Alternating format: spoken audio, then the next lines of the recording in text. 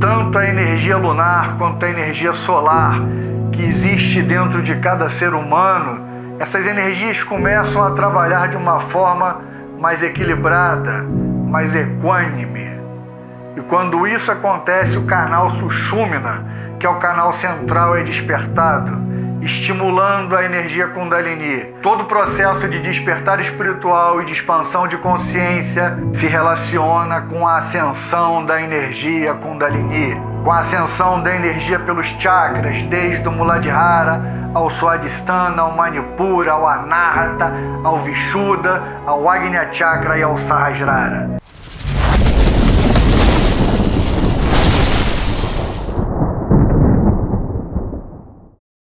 Fala galera, beleza? Tudo tranquilo? Para quem não me conhece, eu sou o Rafael Pacheco e hoje vou falar com vocês um pouquinho da relação do despertar espiritual com a energia Kundalini, também conhecida como fogo serpentino. Tudo que a gente faz de forma consciente durante o nosso dia a dia, durante a nossa vida, seja no trabalho, seja em casa, seja em qualquer relação interpessoal, seja admirando uma obra de arte, uma escultura, uma pintura, seja lendo um poema, escrevendo uma carta, indo na reunião do síndico, comprando um pão na padaria, tudo que a gente faz de forma consciente, direta ou indiretamente, se relaciona com a questão do despertar espiritual e com a questão da energia Kundalini. Mas essa relação ela vai variar bastante. E o que estabelece essa variação? O que estabelece essa variação é a dicotomia, é a dualidade. Então, quando a gente usa a nossa capacidade intelectiva, o nosso raciocínio formal, lógico, a nossa capacidade matemática, ou também quando a gente vai num museu ver uma obra de arte, quando a gente enxerga uma pintura maravilhosa que mexe de certa forma com o nosso interior, ou quando a gente consegue tocar uma obra de arte quando é possível, sentindo a textura, como é que aquilo foi produzido, e quando isso impacta de forma profunda na gente, muitas vezes nos transformamos naquele momento, muitas vezes sentimos coisas que normalmente não sentimos. Mas de uma forma geral, tanto o processo racional quanto o processo intuitivo, em certa medida, ambos ainda se ligam à questão da dicotomia, à questão da dualidade. Por exemplo, quando a gente admira uma escultura, uma pintura, um poema, se utilizando como ferramenta principal os sentidos exteriores, e esses sentidos são como protagonista da nossa percepção, quando a gente se utiliza do sentido até para transcender em certa medida, nós ainda nos prendemos à dualidade. E mesmo que essa percepção tenha mudado algo dentro de nós, se ela tiver como protagonista, se ela se basear de forma muito estrutural nos 5 sentidos, nos sentidos clássicos, a nossa percepção será norteada por uma dualidade muito vigorosa ainda. Quando a gente usa o nosso raciocínio aguçado, o nosso intelecto admirável, com precisão, de forma certeira e pontual, seja para resolver problemas ou equações da vida, tanto profissional quanto pessoal, tá? Porque a vida em si não deixa de ser uma equação matemática muitas vezes. E quando fazemos isso, seja para calcular o dinheiro no final do mês, para conseguir pagar o cartão de crédito, pagar as contas, comprar um presente para o filho, ou quando de forma bastante sagaz a gente resolve comprar aquela caixa de chocolate e dar para a esposa de presente para acalmar os hormônios naqueles dias especiais.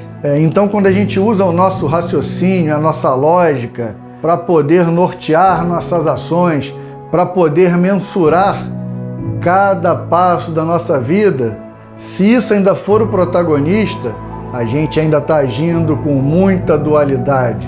A gente ainda está mergulhado na dicotomia. Eu não estou falando que você não tem que usar o raciocínio para poder caminhar ao longo da sua vida, que você não pode usar a lógica, nem muito menos admirar uma obra de arte com os olhos. Tá? Não estou falando isso. Mas quando isso se torna o protagonista, quando isso ainda é a sua âncora principal, a sua raiz, a sua vida vive na dicotomia.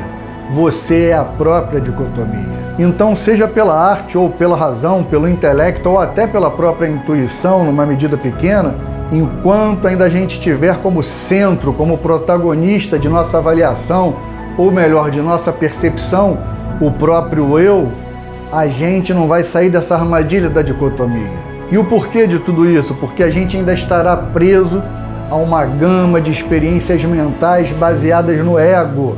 Então não é só no raciocínio formal e lógico, normalmente é mais fácil de perceber que a gente vive na dualidade quando a gente fala de racionalidade, de lógica, de intelecto. Para quem é espiritualista é um pouco mais fácil perceber isso.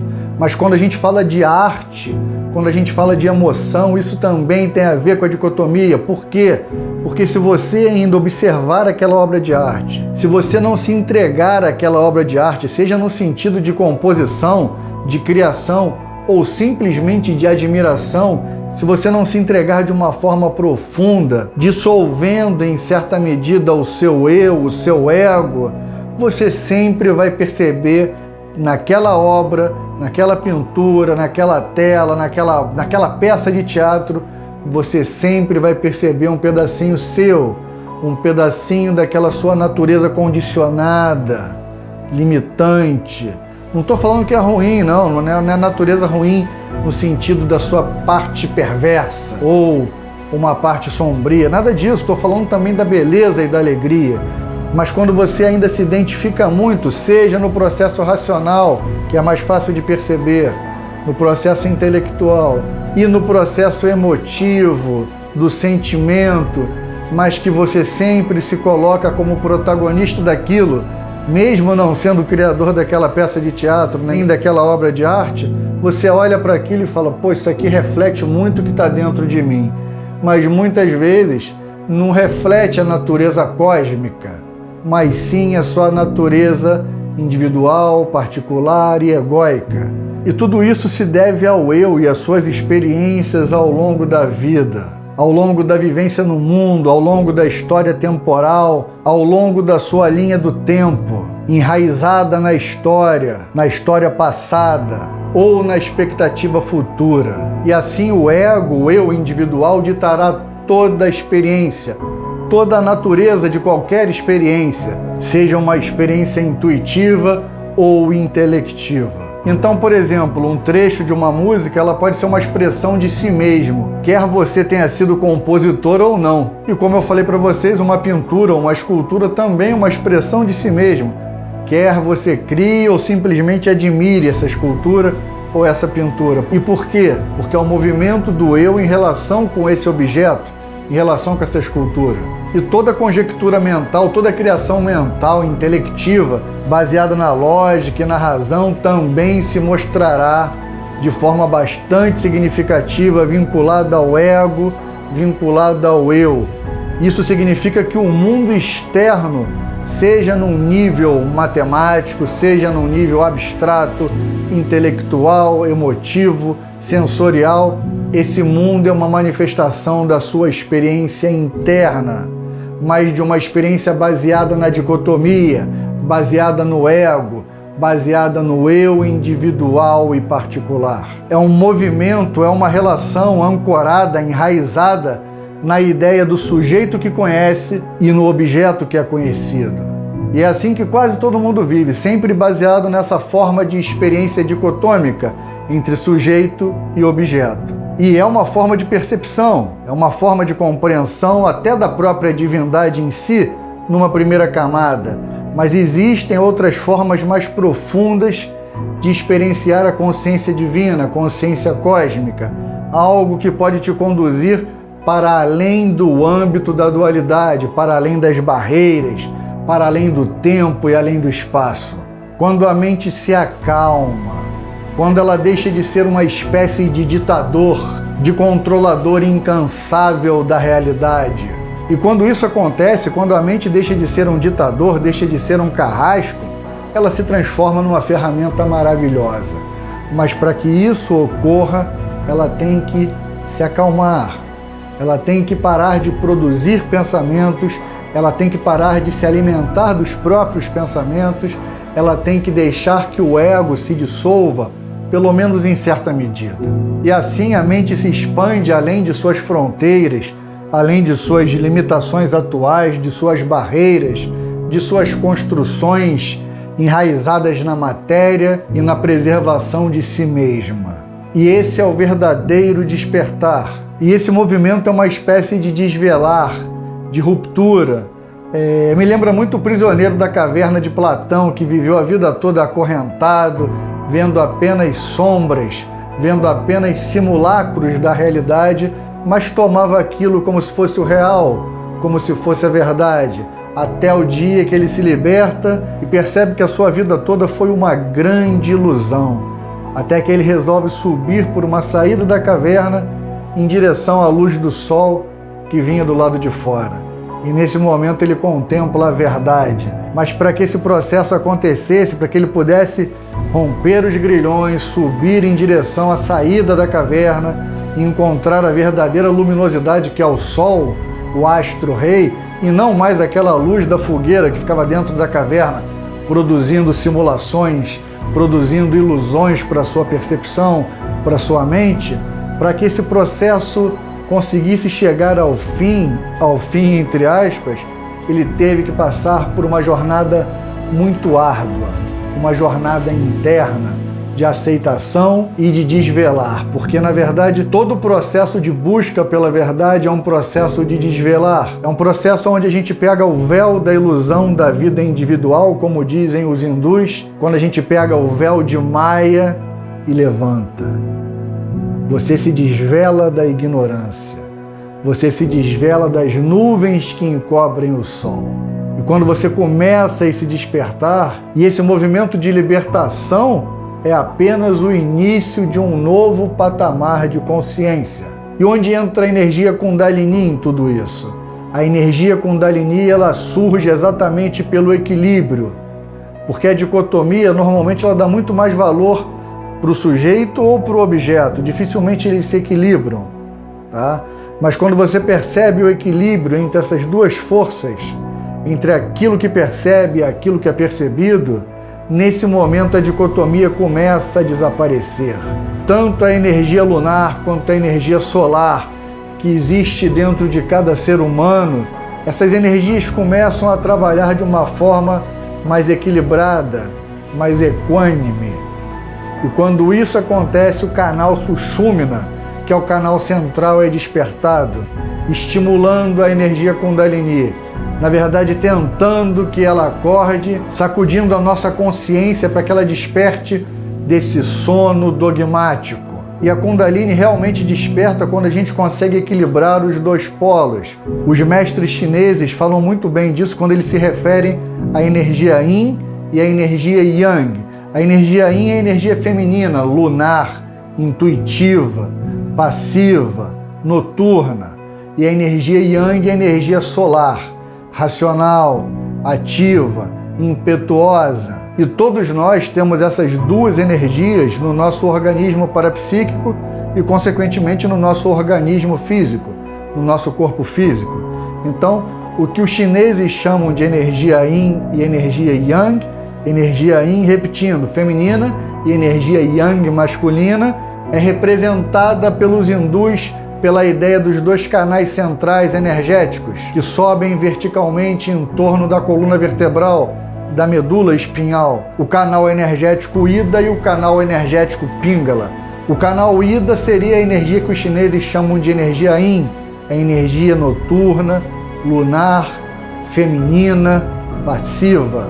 E o canal Pingala, que é o canal direito, ele seria nada mais, nada menos do que a energia Yang, que é a energia positiva, masculina, ativa, impetuosa, solar. E todos nós temos essas duas energias dentro do nosso organismo. Normalmente o corpo feminino ele é mais propenso à energia Yin, que é a energia intuitiva, lunar, e o corpo masculino à energia solar, a energia Yang. Mas eu estou falando dos corpos. Você vai encontrar muitas pessoas, muitos homens que têm a predominância Yin e muitas mulheres com a predominância Yang, mas ambos devem ser equilibrados. Por exemplo, eu tenho bastante energia Yang, mas a que predomina em mim levemente é a energia Yin, que é a energia da meditação, da intuição, da introspecção. Então, seja a pessoa mais intuitiva com a energia Yin ou a pessoa mais racional e intelectiva com a energia Yang, elas devem sempre se complementar. Se não tiverem equilibradas, saiba que é sinônimo de problema. E quanto maior for essa diferença, maior será o problema. Então não é porque você é homem que a sua energia deve ser exclusivamente Yang, ou se você é mulher, sua energia deve ser Yin. Nada disso, tá? Você deve manter sempre ambos equilibrados. Mas isso é muito difícil que seja 100% equilibrado. Até porque se estiver 100% equilibrado, você vai despertar a Kundalini. E a maioria das pessoas ainda não despertou a Kundalini.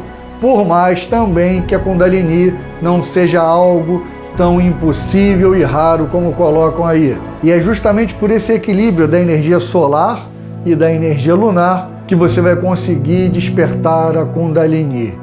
Beleza? E aconteça o que acontecer na nossa vida, principalmente na nossa vida espiritual, se relaciona direta ou indiretamente com a energia Kundalini. Todo o processo de despertar espiritual e de expansão de consciência se relaciona com a ascensão da energia Kundalini, com a ascensão da energia pelos chakras, desde o Muladhara ao Swadhisthana, ao Manipura, ao Anahata, ao Vishuddha, ao Agnya Chakra e ao Sahasrara. Então, quando você equilibra essas duas energias, como os chineses chamam de energia Yin e energia Yang, energia Yin intuitiva e energia Yang racional, quando você equilibra esses dois canais energéticos, que os hindus chamam de canal Ida, canal esquerdo intuitivo, canal lunar, e o canal direito Pingala, que é o canal solar, é o canal ligado ao raciocínio, quando você equilibra esses dois canais energéticos,